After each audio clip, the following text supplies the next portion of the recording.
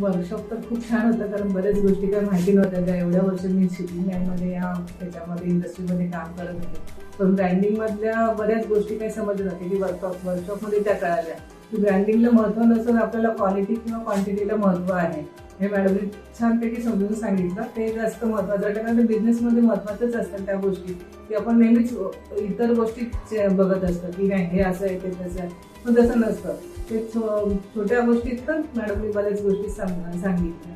आणि दुसरी गोष्ट ही मला वर्कशॉप हे आता सेक्शन होतं ते आवडलंच, कारण बऱ्याच गोष्टी शिकली मी त्यातून. आणि माझ्या नवीन कंपनीसाठी तर मला त्याचा उपयोग होईलच, की माझी नवीन कंपनीमध्ये आता फ्युचरमध्ये माझ्या डोक्यात बरेच प्रश्न होते, जे आता मी मॅडमशी डिस्कस करत होती की कसं करायचं काय करायचं. तर प्रत्येक गायडन्सच्या वेळी मॅडमने सल्ला केलं